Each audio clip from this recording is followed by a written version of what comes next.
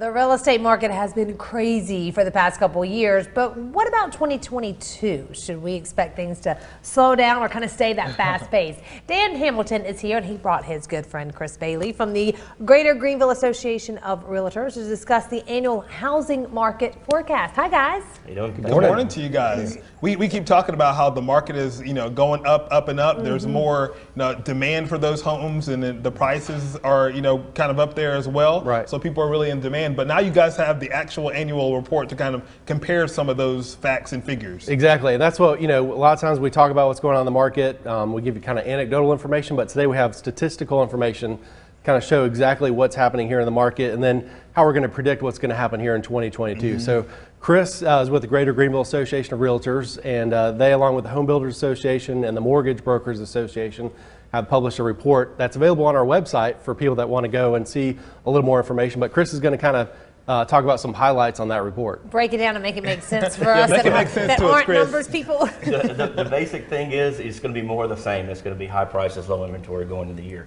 The mid-level markets like Birmingham, Augusta, Chattanooga, Greenville, they are absolutely on fire. People are moving here. They're relatively affordable.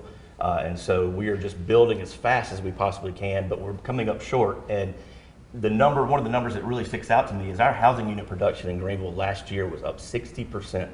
And to really put that perspective, that is more than the 5 Midland counties combined. Wow. And it's not even close. Wow. It's more than double. So people want to live here. People are moving here. And we're also finding that the millennials, the biggest demographic since the boomers, are now flooding into the market. And that sucking sound you hear outside is them sucking up all the inventory. All the inventory. It's them eating avocado toast and sucking up all the inventory. So they stop the avocado toast so they can can actually They afford put the toast down and they're writing contracts. They are taking advantage of the low interest rates. They're getting in the market, and it's also squeezing inventory because what should be happening right now are your boomers, your retirees should be downsizing, but because there's no inventory, they have nowhere to go. So those are not coming onto the market as well. So it's a vicious cycle. But the home builders and the Real Estate Association, we're working very hard to get units into the market and in an affordable way.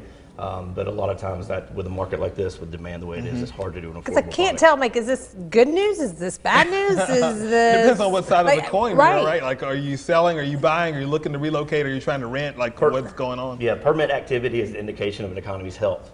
And so if that's any indication, our economy's health is in great shape. Yeah. It's the jobs we're recruiting. It's the types of people that are moving here. They're wanting to live here for a reason, for the quality of life. So it is good news. The features on 60 Minutes. I was going to say, does that make a... I'm sure you guys got some calls of like, the Google search went just, way up. Right yeah, right?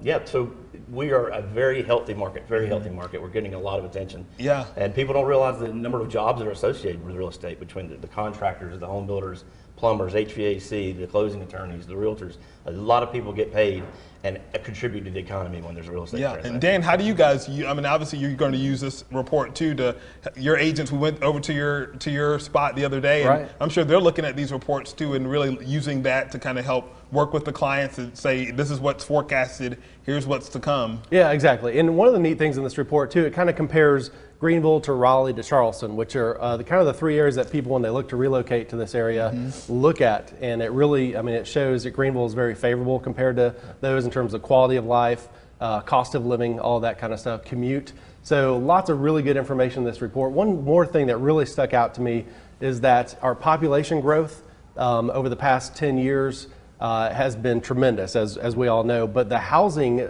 units have not kept up with that. Right. So you look around and say, well, there's a lot of development being going on, a lot of new homes being constructed, but actually we're not even keeping up with population growth. Wow. What advice would you have? Because think about when you were just starting a job and you're looking for your first house. You kind of get that starter house with intentions of all right, once we have our first or second kid, then we'll move. Well, it's kind of scary now. If the inventory's not there, should you still look for those starter houses, or maybe try to look for something that you can stay in longer? Yeah, I think the one thing to kind of the takeaway is this is not going to last forever, right? Real estate's a cycle, and so I think what you want to do is make sure as a first-time buyer you can buy what you can afford, and make sure you don't bite off more than you can chew. You don't want to be what we call house poor. Right. So yes, you want to look ahead a little bit, but also don't overextend yourself, and also just understand that Greenville is a great place. We're going to see tremendous growth over the next few years. So, wherever you can buy, and be patient, find that right house that's really going to work for you. That's great information. Great information, because being house poor there's nothing quite like that. 'Cause Right. you can't go anywhere. You just have to enjoy. Everybody come over to nothing my house. but the house. But you got to bring food and drink. Yeah, bring some chips. Drink, maybe bring a rug or something like that. Yes. Dan, you guys are going to make this report available on your website so people can go through there and look at all the different stats. And everything? Exactly, yeah. mygreenvillehome.com /blog, and that's our blog site where we have actually a lot of our stuff that we do with you guys and the radio, and they can just go on there, download it, see for themselves. Awesome. It's great. Good information. I hope this helps if you're thinking about having, getting your first home, or if you have a home, you're like, ooh, what do I do? So. And you guys have homes on there too, in case people want to go and look through those. Absolutely. Best home search site in the whole upstate, mygreenvillehome.com. 5-star reviews abound. Driving yesterday and I was like, oh, there's another Dan sign. Oh, there's a Keller Williams sign. So There were. good stuff, Dan, guys. Chris, thank you guys so much. Have a good weekend.